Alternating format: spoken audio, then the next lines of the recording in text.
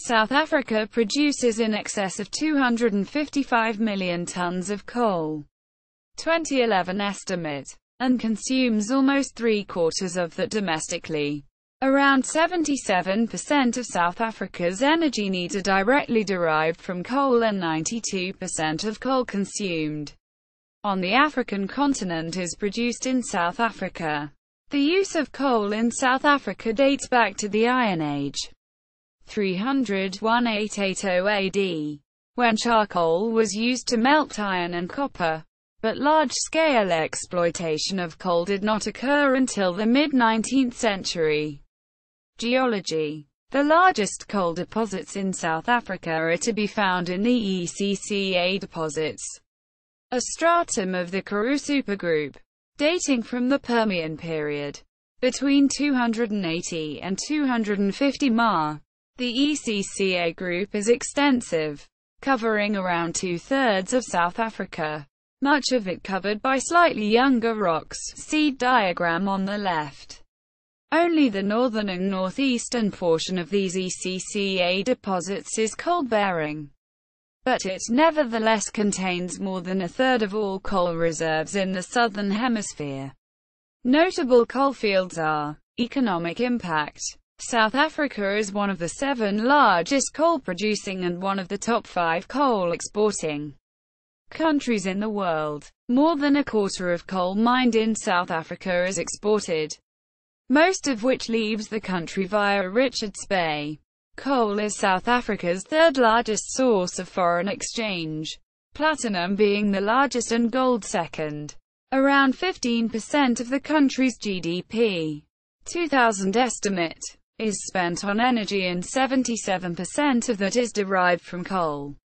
In 2004, the coal and lignite mining industry generated a gross income of R39 billion and directly employed 50,000 people. The Witbank coalfield accounts for 40% of South Africa's coal production. Mining. The 5 largest coal mining companies account for around 85% of all production. They are Anglo American plc, South 32's South Africa Energy Coal, Sasol Mining, Glencore Xstrata, and Exero. Open pit mining account for roughly half of South African coal mining operations, the other half being subsurface. Coal consumption. Electricity generation. Electricity generation accounts for 43% of all coal consumed in South Africa.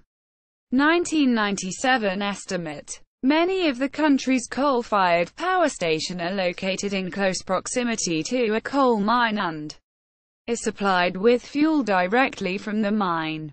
The Grootegeluk open cast mine on the Waterberg coalfield in Limpopo is one of the largest in the country and feeds the Matimba power station with about 14.6 million tons of coal a year via a conveyor system. The mine is also contracted to supply the new Medupi power station.